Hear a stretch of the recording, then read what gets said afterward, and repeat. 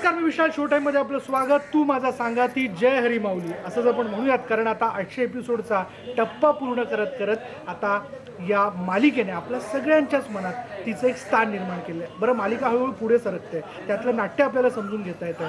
वेळोवेळी तुकाराम देखील वेगवेगळ्या छटांमध्ये आपल्याला भेटत आहेत, पण काळाची गरज, भूमिकेची गरज आणि त्या भूमिकेची गरज म्हणून चेहरा बदलतो, पण भावना तीच आहे आणि त्यातली तीव्रता देखील आपल्यापर्यंत तिच्या अभिनयाच्या माध्यमातून पोहोचवण्याचं आव्हान देखील तिच्यासमोर मोठं आहे. ऋजुता देशमुख आपल्याबरोबर आहे. अवलीची भूमिका, बरोबर, आणि अवलीच्या भूमिकेतनं आता तू आम्हाला बघायला मिळणार आहेस. खरं तर सावरलेला आम्ही बघितलं होतं आणि 2 वर्षाचा सगळा गॅप म्हणण्यापेक्षा तो असा कालावधी होता की ज्यामध्ये तू स्वतःला पुन्हा एक वेगळ्या पद्धतीने प्रिपेअर केला. 2 वर्षाचा आराम म्हणू शकतो. आराम म्हणूयात आपण, रिफ्रेश. त्याच्यात नाटक केलंच मी अर्थात, पण तरी सुद्धा आराम निश्चित होता. हो ना. आता पिरियडिक सिरियल आणि त्यात अवलीसारखी भूमिका, हो की नाही. तुकारामांची सौभाग्यवती जिने अशा माणसाला खरं तर म्हणजे अशा माणसाला सांभाळलं म्हणण्यापेक्षा त्याच्या सगळ्याच गोष्टींमध्ये साथ दिली की ज्याला समाजाने कायम हेटाळलं होतं, त्याचं ऐकून नव्हतं घेतलं. ते कसं म्हणजे स्वतःमध्ये परावर्तित करून घेताना काय अनुभव आला तुला? अवली हे मला वाटतं व्यक्तिरेखाच खूप आव्हानात्मक आहे. म्हणजे आतापर्यंत आपल्याला कळलेली अवली आणि या मालिकेतून दाखवलेली अवली यांनी प्रेक्षक म्हणून मलाही खूप मजा आली होती की अच्छा, अवलीची बाजूही आहे असं. त्यामुळे आणि हीच अवली आता मला करायला मिळते, त्यामुळे त्याचा एक वेगळा आनंद आहे मला. त्यामुळे आव्हानात्मक अशा दृष्टीने मला वाटतं अवली ही जितकी साधी सरळ संसार, घर, मुलं हे सांभाळते, तुकोबांच्या पाठीशी आहे, तितकीच तिचा रुद्र अवतार सुद्धा ती दाखवते कधी कधी. किंवा तुकोबांच्या पाठीशी जरी असली तरी तुकोबांचं काय चुकतंय हे मला वाटतं तुकोबांना अवलीच सांगू शकते की नाही, हे चुकतंय तुमचं, लक्ष्मीतली भवानी. तर त्या काळातली ही अशी अवली जी नवऱ्याला असं सांगू शकते, मनात जे आहे ते नवऱ्यासमोर बोलू शकते आणि शिवाय जी काही निगेटिव्ह माणसं आहेत त्यांच्यासमोर जो तिचा रुद्र अवतार असतो. त्यामुळे किती शेड्स आहेत बघणार. त्यामुळे मला करायला खूप व्हरायटी आहे आणि अवलीसारखं कॅरेक्टर करायला मिळतंय. त्यामुळे आव्हानात्मक आहे आणि मी ते आव्हान स्वीकारलंय.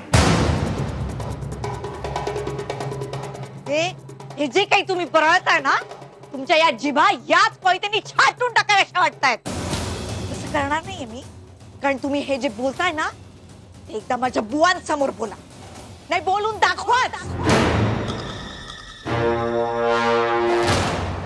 जगाने न बघितलेले तुकाराम दिसतील तुम्हालाही आणि जगालाही.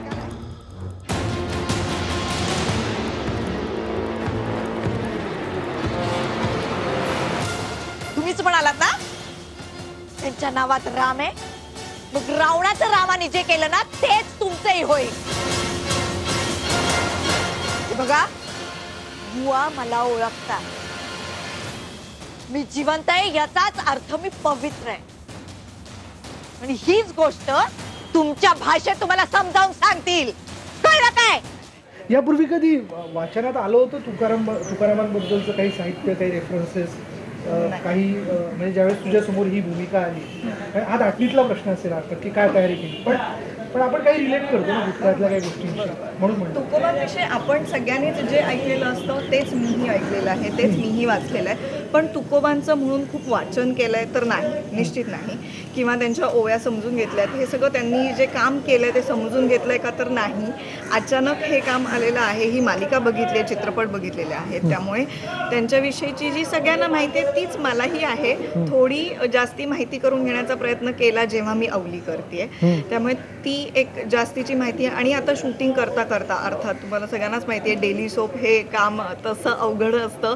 त्यामुळे ह्या घाई गर्दीत त्यांना ओळखण्याचा प्रयत्न, ही गोष्ट ओळखण्याचा प्रयत्न, आणि संगीत दादा आहे दिग्दर्शक, त्यामुळे त्याच्याकडनं मला खूप माहिती मिळाली आहे. किंवा प्रसाद आहे आमच्याकडे, या सगळ्यांनी मला खूप मदत केली आहे की काय काय घडलं आहे, काय काय घडणार आहे, किंवा तुकोबांचं आयुष्य कसं होतं, अवलीचं आयुष्य कसं होतं, किंवा अवलीचा पॉईंट ऑफ व्ह्यू कसा होता, हे ह्या सगळ्या लोकांनी मला समजून सांगितलं आहे आणि ते मी आता प्रेक्षकांसमोर आणण्याचा प्रयत्न करीन. ऋजुता, तुलना ही होऊ शकत नाही. दोन्ही कलावंत त्यांच्या प्रगल्भतेने, त्यांच्या बुद्धिमत्तेने खूप वेगळं. तरी नाही म्हणलं तरी तू ज्यावेळेस जेव्हा एपिसोडच्या माध्यमातून समोर येतील अवली म्हणून, तर प्रेक्षकांकरता तो निश्चितपणे सुखद धक्का असेल. पण पहिली अवली नंतरची अवली अशी देखील चर्चा असेल, तर थोडी तशी काही तुझ्या मनात दुविधा मनस्थिती काही? नाही, अशी द्विधा मनस्थिती नाही की तिच्यासारखं काय करावं किंवा काय, पण निश्चित कोणी नवीन आल्यावर प्रेक्षकांना ते ॲक्सेप्ट करायला थोडा वेळ लागतो. तो वेळ निश्चित मी प्रेक्षकांना देणार आहे. पण थोडंसं मला असं वाटतंय की कदाचित एखाद दुसरा एपिसोड जाईल किंवा माहितीही नाही की पहिल्याच एपिसोडमध्ये ॲक्सेप्ट करतीलही. त्यामुळे मला तशी भीती ॲज सच काहीच वाटली नाही, कारण प्रत्येकाचं आपापलं काम असतं, तू म्हणालास तसं. त्यामुळे अवली माझ्या पद्धतीने मी साकारीनच, आणि तिचंही काम मी बघितलेलं आहे. त्यामुळे तिने काय काय लकबी घेतल्या होत्या, तिने कसं कसं काम केलं आहे हे मीही बघण्याचा प्रयत्न केला आहे, जेणेकरून ही अवली एकदम वेगळी वाटू नये. त्यामुळे तिच्या काही लकबी घेण्याचा मी प्रयत्न केलेला आहे, जेणेकरून प्रेक्षकांना लवकर सामावून घेता येईल ह्या अवलीला. म्हणजे खास करून त्या कुठल्या लकबी, काही जर उदाहरणादाखल सांगायचं झालं? हां, म्हणजे तिची थोडीशी चालण्याची पद्धत एक होती, किंवा पदर हा पद्धती बऱ्याच वेळा असा करायची, किंवा अशा छोट्या छोट्या गोष्टी आहेत ज्या ऑब्झर्व करून मी आता करण्याचा प्रयत्न करते. होय ना. चिन्मयची वेळ झाली का? म्हणजे तुमच्या ज्यावेळेस आता तू शूट करणार आहेस, तर बैठक निश्चित झाली असेल स्क्रिप्टवरती किंवा चर्चा झाली असेल, काय बोलणार? सगळ्यात पहिला फोन माझा चिन्मयला गेला होता. कारण अर्थात आम्ही एकमेकांना ओळखतो एकत्र. मला सांगायला गंमत वाटेल, आम्ही दोघांनी आता 10 वर्षांनी आम्ही एकत्र काम करतोय. 2007 साली आम्ही वादळवाट केली होती, आणि त्यातही आम्ही एकमेकांच्या अपोजिट होतो. त्यामुळे ते आम्हाला एकदम स्ट्राईक झालं की अरे 10 वर्षांनी आपण एकमेकांबरोबर टेलिव्हिजनवर काम करतोय. त्यामुळे पहिला फोन त्याला गेला होता की काय रे, कसं रे, आणि काय सगळं विचारायला. आणि पहिल्याच दिवशी अर्थात तो होताच इथे. त्यामुळे त्यालाही म्हणजे जे नरेशन झालं तेव्हा तो इथे होताच. मग त्यालाही मी सांगून ठेवले, काही वाटलं तर मला सांग. किंवा एक हक्काचा माणूस आहे तो माझा, की खूप वर्ष मला माहिती आहे चिन्मय, आम्ही एकत्र काम केलंय. त्यामुळे ते एक असतं ना की सेफ वाटतं. चिन्मय असल्यामुळे जरा मला सेफ वाटतंय. मला सांगा नक्की काय बोलले ते तुम्हाला, कारण चांगलं झालं असं तर नक्कीच बोलले नसतील. का नसतील बोलले? शेवटी ती सुद्धा माणसंच आहेत ना कान्हा. त्यांना वाटत नाही का चांगलं व्हावं असं? आवली सुखरूप परत आली याचा त्यांनाही आनंदच झाला असणार. बुवा, मला काय खूळ भरलंय का हातात कोयती घ्यायला?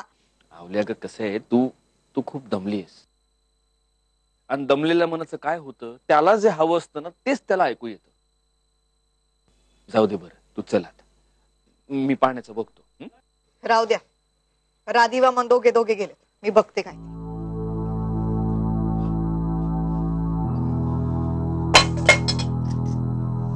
आतापर्यंत अनेक प्रेक्षकांनी मला विचारलंय की कुठे आहात तुम्ही, कुठे गायब झाला, दिसत नाही आजकाल.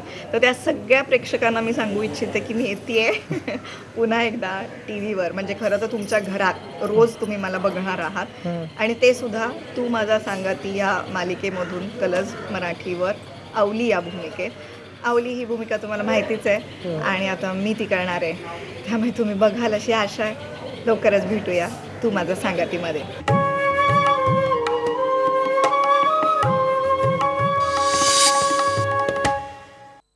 तू माझ्या सांगतीच्या सेटवर आहोत, आणि इथे जर आलोय तर युगंधरा मावशीला भेटायलाच हवं. काय मावशे, बरोबर आहे ना? नाही तर मला भेटल्या बेगर जाशील तर कसं बल होईल तुझं? हा ना. मग आलाय राव आमच्या कॅमेराच्या दाराशी तुम्ही. कॅमेरा बी आलाय की आमच्याकडं. आमचं घर बघा, आणि कसं आहे मुळात मी घरात आले, ते घरातली सगळी शांती भंग करायला आले. तू मला काय निवांतपणे जगू द्यायचं नाही, हे आयुष्याचं ठरलेलं कार्य आहे माझं. मग कार्य घेऊनच येते बाई मी कोणाच्या घरात. हा ना. पण यंदा काय कार्य घेऊन यायचं ठरवलंय मग? कसं झालंय की घरामध्ये 2 भावांमध्ये भांडणच होईना. भांडण झालं नाही तर मग कसा आवाज कसा यावा, मनोरंजन व्हावं कसं, मग ते भांडण व्हावं, भांड्याला भांडण लागलं पाहिजे, म्हणून मी आले आदळापट करायला. मावशी भारीच आहे तुझं सगळं. दरवेळी तुझी एंट्री भारीच असते. अतिशा माझी खास मैत्रीण, मी असं म्हणेन हक्काने या ठिकाणी दिवाणखाण्यातल्या माझ्या सगळ्या दर्शकांना सांगायचं, तशी ती विश्वमित्र आहे. पण इथे आल्यानंतर अतिशाची खूप छान गप्पा होतात आणि बऱ्याच गोष्टी जाणून घेत असतात. त्यामुळे अतिशा, पहिलं तर तू कशी आहेस? अरे मी फर्स्ट क्लास आहे, पण तू वारंवार भेटत नाहीस आणि फक्त मुलाखतीच्या निमित्ताने भेटतोस, हेही चांगलं आहे, पण त्यामुळे तुलाही खूप मिस करते. निश्चित आम्ही तुला कायम मिस करत असतो. वेगवेगळ्या तुझ्या भूमिका आमच्या कायम मनात असतात आणि आता तर युगंधरा मावशी आणखीनच त्याच्यावर एक चर्चा होणार आहे. सो पिरियडिकल सिरियल आहे, तुकारामांचा विषय आहे, बाकीचेही सगळे कलाकार तुझ्यासोबत आहेत. खास करून आपण मराठी माणसं वारी संप्रदाय त्यातले हे वेगवेगळे संत यांच्या खूप जवळ आहोत, त्यांच्या विचारांशी आपण जवळ आहोत.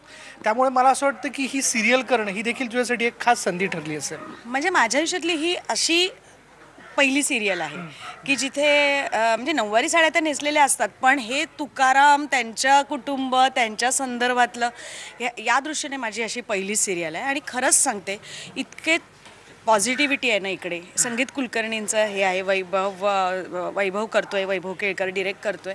ह्यांच्याबरोबर मी खूप आधीपासून काम केलेलं आहे, त्यामुळे त्यांना माहिती आहे मी काय कामाची पद्धत आहे माझी, किंवा मला माहिती आहे ते कशा प्रकारे माझ्याकडनं अजून चांगलं करून घेतील. सो काम करताना कम्फर्ट लेवल असल्यामुळे ना खूप छान काम होतं. त्यामुळे हे जो आपण या काळानुरूप करायचं आहे ना, त्यात जरा जरी काही 19-20 झालं तरी लगेच सांगितलं जातं. सो ते टेन्शन नाही आहे काम करतानाचं. त्यामुळे खूप मोकळेपणाने आणि मनापासून काम करता येते. हो ना. युगंधरा या नावाशी तुझं आणखीन एक वेगळं नातं आहे. युगंधराच म्हणजे सूर्याची पिल्लेमध्ये मी युगंधरेचं काम केलं होतं. आणि ती अजिबात ह्याच्या करेक्ट विरुद्ध कॅरेक्टर आहे. म्हणजे ती अख्ख्या घराची मोठ बांधलेली आहे तिने आणि फणकारते ती फक्त नवऱ्यावर. आणि ते सुद्धा म्हणजे नवरा बायकोतलं असतं ना, चहातली भांडणं असतात ना तसं. म्हणजे कपाने बशीला म्हणावं आणि बशीने कपाला म्हणावं तितकंच. म्हणजे ते बाहेरच्या पिणाऱ्याला, चहा पिणाऱ्याला नाही कळत, तसं आहे ते. तर ते तसं कॅरेक्टर होतं. आणि इथे म्हणजे ती अख्ख्या घराला धारेवर धरते आणि म्हणजे धारधार कॅरेक्टर आहे असं म्हणूया.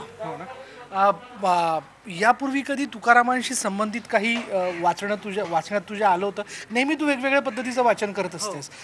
तेंडुलकरांचंही तू नाटक बसवलं तेव्हा देखील तू अफाट वाचन केलंस. इव्हन काही स्क्रिप्ट जरी एखाद्याकडनं लिहून घ्यायची असेल तर पहिले तू स्वतः प्रिपेअर असतेस बऱ्याचशा गोष्टींचे रेफरन्सेस घेऊन. ते इथे काही लक्षात घ्यावं लागलं?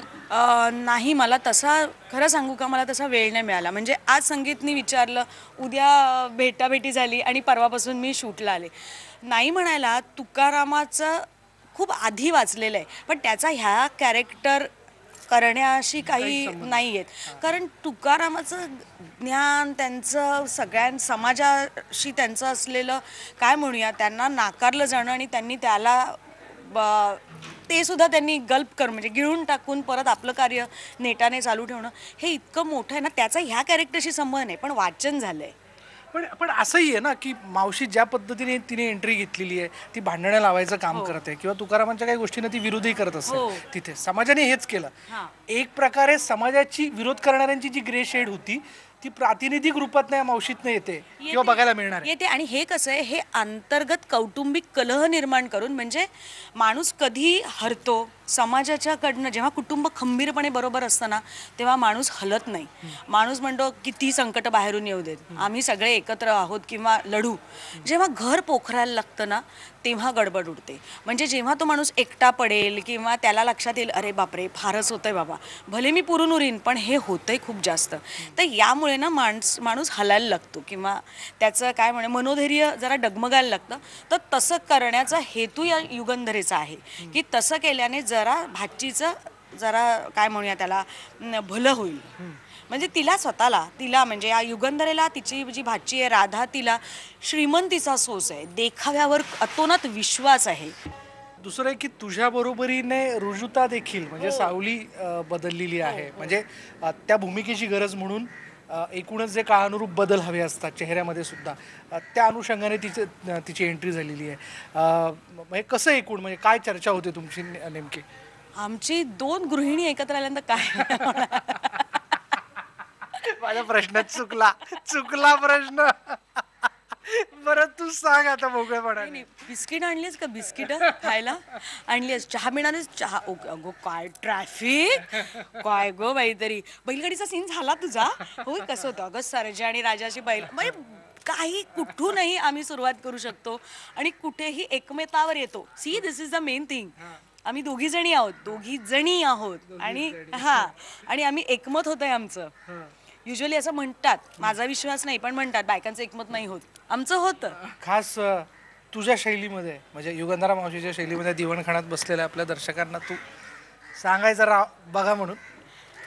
युगंधरा मावशीचं तुम्हाला तसं नम्र नाही पण तरी नम्र आणि खाष्ट आणि एकदम दमदार आव्हान आहे आणि विनंती वजा आज्ञा आहे की बघायची बरं का आमची.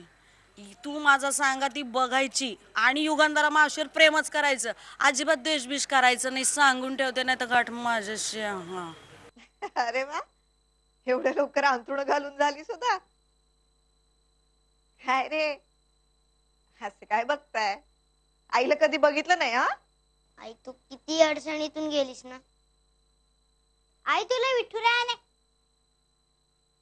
नाही नाही बाळकृष्णाने वाचवलं ना आणि मग तुमच्या बुवांना तुझ्यापर्यंत पोहोचवलं ना. तुझके हो ग हो. माझ्या कृष्णानंच पाठवलं बुवांना तिथे. बुवांनी सांगितलं ना तुम्हाला? रुजुताताई पण तशी नवीन आलेली आहे इकडे या सेटवर, पण तिचं आधीचं काम वगैरे बघून किंवा आत्ता ते जे काही ती करते त्यातनं खूप काही शिकायला मिळतं. आपण इवन क्यू द्यायला जरी आम्ही थांबलो त्यांच्या क्लोजला तरी त्यांच्याकडे बघून त्यातनं निरीक्षण करून बरंच काही ॲब्झॉर्ब करता येतं. हो ना. मला एकच सांगायचं आहे की तुम्ही जेवढं प्रेम जुन्या अवलीवर करत होतात तेवढंच या नवीन अवलीवर पण करा आणि तिला पण तेवढंच प्रेमाने ॲक्सेप्ट करा. एवढंच मला सांगायचं आहे. एक सिनियर आर्टिस्ट म्हटलं की काही एक्स्ट्रा गोष्टी असतात ज्या आपल्याला स्क्रिप्ट वाचून कळत नाहीत किंवा परफॉर्म करताना कळत नाहीत. त्या बघून तुम्हाला निरखता येतात, कॅच करता येतात. त्या भरपूर शिकायला मिळतात. त्यामुळे आणि सगळ्यांकडूनच ही लोक पण आता मोरली आहेत एवढी की साठ चालू होतात लगेच. सो त्याचा खूप फायदा होतो.